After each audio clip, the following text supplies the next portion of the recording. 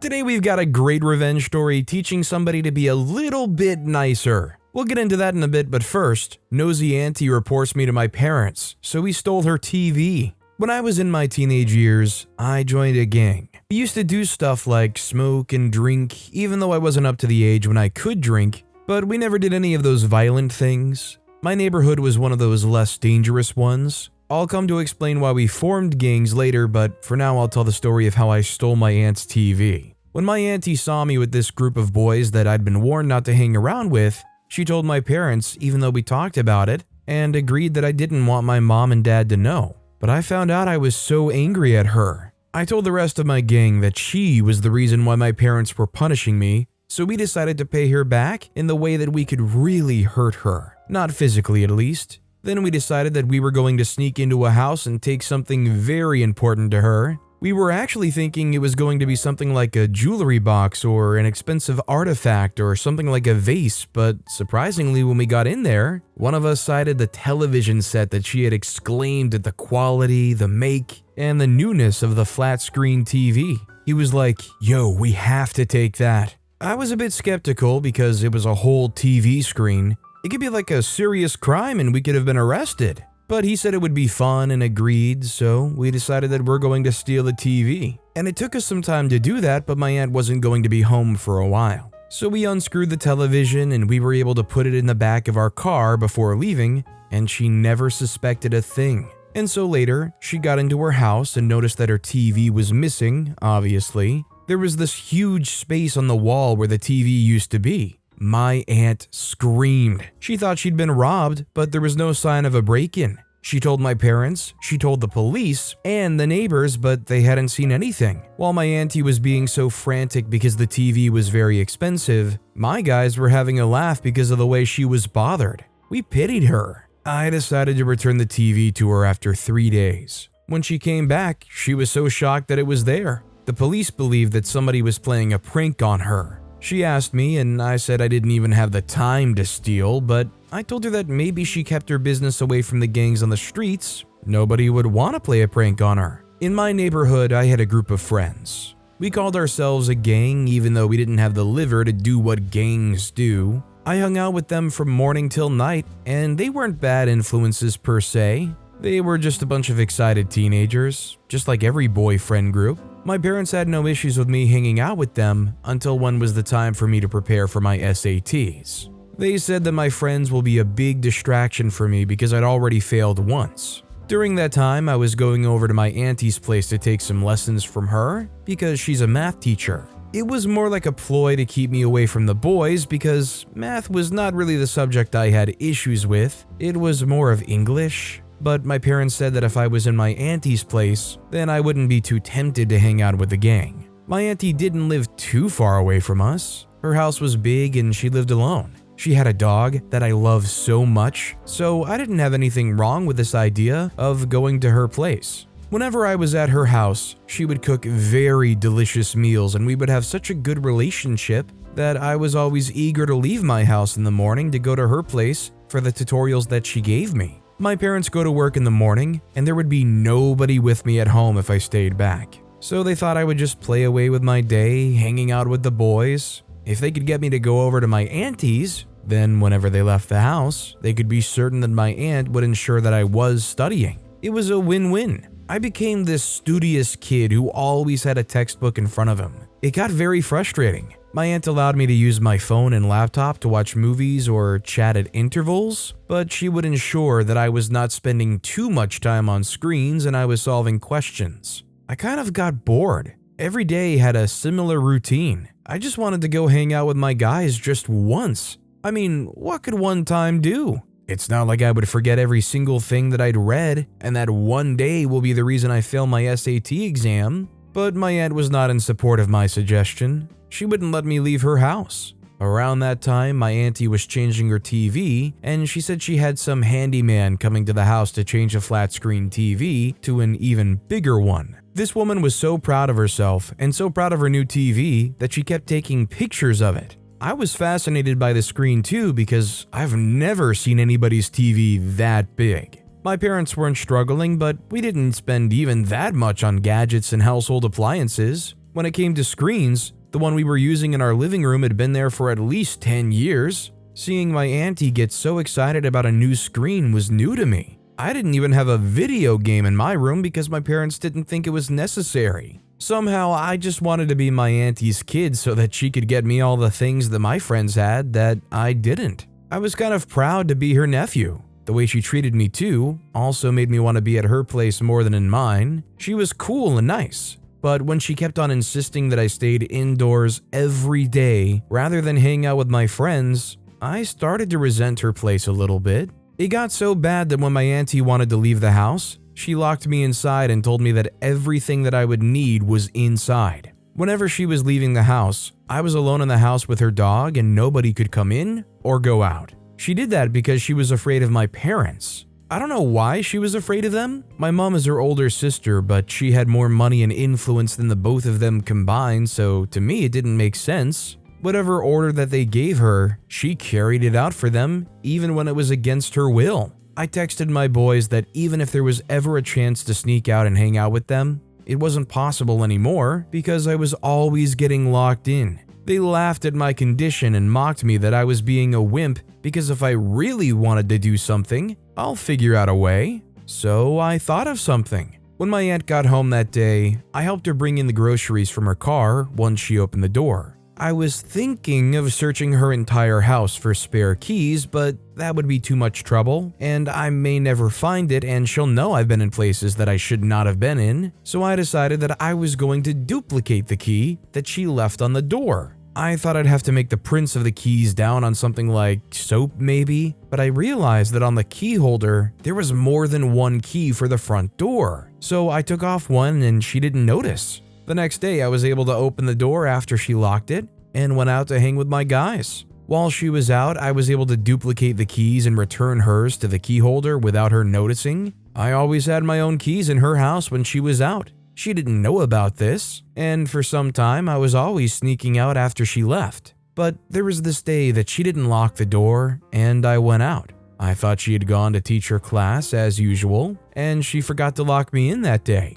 I didn't think much of it, so I just went out and hung up with my guys. Turns out that my auntie was actually not feeling well that day, so she didn't go to school. She was just going to the local supermarket to get some stuff, and when she got back home, I wasn't around. She called me and I told her that I was at home. She didn't sound like she was in school, and then I realized she was at home because she said I wasn't there. I had to go home quickly and apologize to her because my auntie had been so good to me. She didn't deserve me to lie to her that way. She said that the first day she left the door open and goes out, I took the opportunity to go and hang out with my gang. She had to tell my parents, but I begged her. She stayed on it for a while, but later gave up and didn't talk about it anymore. I thought I was forgiven and she won't tell my parents. Only if I knew. One day, my parents came into my room. They seized my phone, they banned me from watching television. I didn't really have many things that they could stop me from doing because I wasn't really enjoying so much.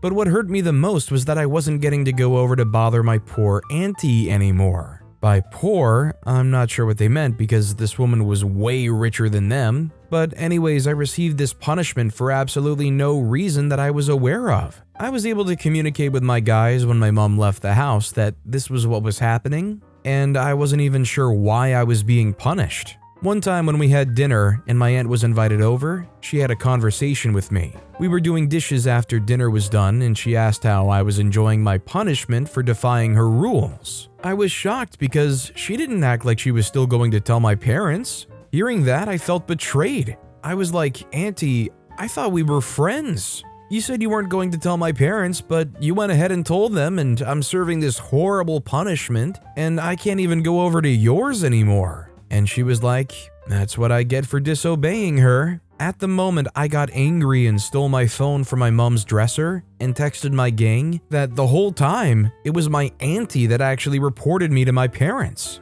They were like, we have to get her back for that. Why did she try such a thing? I came up with the idea that I still had her house key anyway and she didn't know I had it. We could take something that was a really prized possession. Then maybe after she looked for it and cried over it, we could return it just to teach her a lesson. They liked the idea because we hadn't done anything bad in a while. When my auntie went to work, because I knew her schedules, we snuck in and one of my friends saw the TV screen. He was like, "Bro, we have to take this." I didn't know about that because it would be very difficult to unscrew the thing from the wall, carry it, and then place it in our car because I didn't want it to scratch. I didn't want anything to happen since I just wanted to play a joke on my auntie. I didn't want things to escalate into something else. He said it'll be no problem, we'll bring it back in shape. I could not believe how quickly they unscrewed the screen and drove out of her compound. When she got back, she called my parents to tell them what happened, and my parents asked me if I knew any stealing that was going on in the area.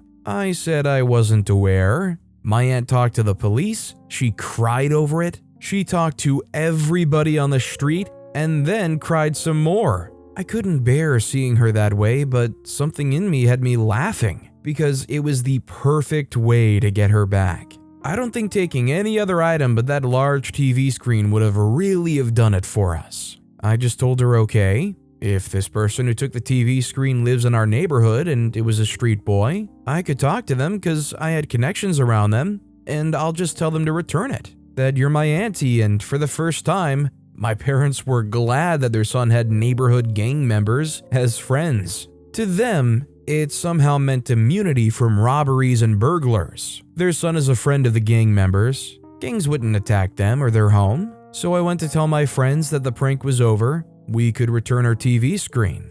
This is about the third day after it was stolen. We returned the TV screen, and all was well. So basically, OP saying gangs are gang members is really just kind of like a calling dolls action figures type situation where it's not really what's going on. Probably bad enough though that your parents were like, you should never be around those people. I mean, when you say, hey, I'm gonna go hang out with my gang mom, it's probably pretty normal for them to be like, how do we stop them from getting involved here? Our next story is teaching my boss to be nicer. Jessica, not actual name, was the worst, most abrasive manager I've ever had the displeasure to work with. The mean girl who peaked in high school with 10 years of resentment and an obese husband. She treated everyone in the office like particularly foul-smelling trash. HR wasn't much help with any complaints, as she was rumored to be sleeping with the owner of the publishing firm. Jessica is a tall beauty with aquiline features, only slightly marred by a prominent nose. Often clad in the most appropriate work clothing, cut dangerously low to show her superiors her very ample chest. Unfortunately, she was seemingly committed to the whole terrible boss bit, as she did everything from shame women in the office over immodest clothing to actively eating people's name-tagged lunches out of the shared fridge in full view of everyone. It was almost comical if it wasn't so infuriating. She was awful at her job and always found some way to shift blame downwards to her often far more capable team members, usually leading to them getting fired or quitting out of frustration. In the wake of a particularly nasty screw-up on a big account and her usual blame game theatrics, most of the surviving coworkers and I found ourselves 3 rounds deep into conciliatory beers at 7 p.m. on a Tuesday when the conversation turned to the subject of Jessica. A coworker who I'll call Dan had been making jokes about dealing with her behavior and had wistfully mentioned he missed the times when bullying was an option when everyone sort of fell silent.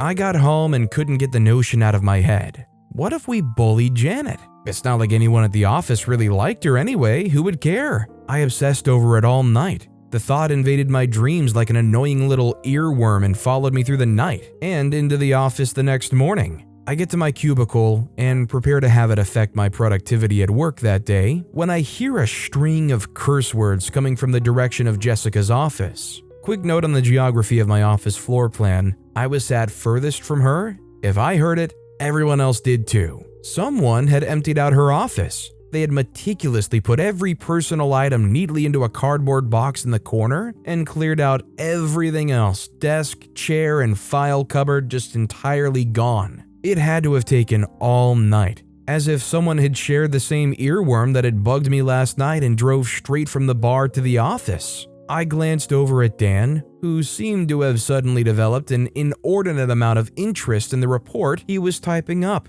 As a matter of fact, no one in the office seemed to be paying attention to the commotion that Janet was whipping up in her office. She storms out, heading straight to HR, no doubt. The HR department launched a 2-week investigation complete with in-person interviews and veiled threats that led to nothing more than a single worker training seminar on appropriate office behavior when the security cameras produced proof that Dan was the culprit. The idea continued to pester me the following week, strengthened, not deterred by the incident with Dan. Monday evening, as people began to leave the office, another commotion occurred in the parking lot. Someone had slashed the tires on her beat-up saloon car and poured sugar into her gas tank. Just like before, Jessica was furious, yelling obscenities at the attendants before making a beeline for the HR department once more. I started to suspect Dan and I weren't the only ones intrigued by the idea of bullying her, when it came to be known that he was innocent of the subsequent misdemeanor, as his wife was adamant that he be home with her due to her being on unpaid leave from the office, and the security cameras had been turned off for maintenance all day. That was too many coincidences from too many people for Dan to have done it by himself,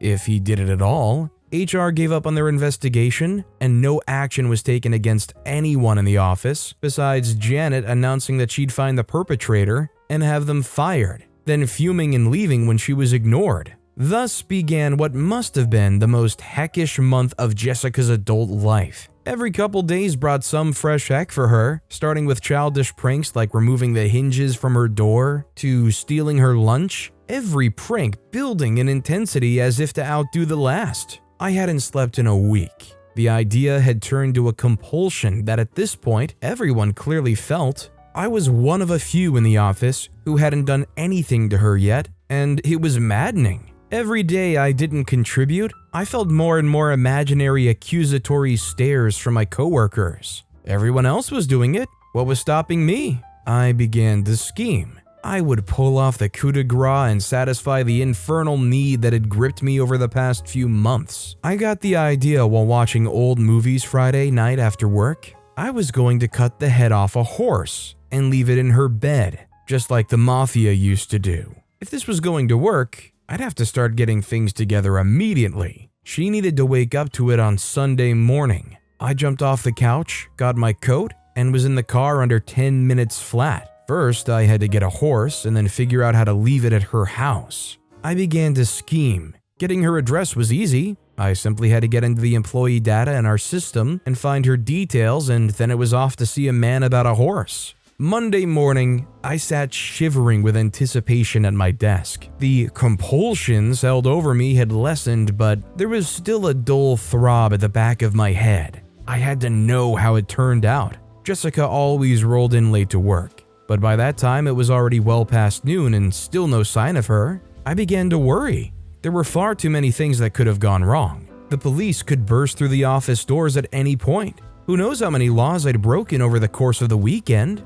Breaking and entering for one. I had driven down to the free-range ranch that Friday night and managed to steal myself one of the horses. I rationalized it was smarter to steal and not buy a horse. That would just leave a paper trail straight to me if she decided to go to the police instead of HR this time. It was a lot of work transporting a fully grown horse out of a stable quietly, but I had a vet cousin who I didn't talk to all the time, but owed me a favor, and it came in the form of a couple dozen bottles of K and a few syringes. I made sure to silence the horse and lug its heavy, unconscious body all the way to the van I came with. Because I had no idea how much K was needed to put a horse down, I injected the poor animal with a little too much, and noted fairly quickly that it was gone. Let me tell you now, moving a dead horse after you know it's gone makes it weigh a ton more. Maybe it's the weight of the guilt that did it, I don't know. Getting into her house was easy.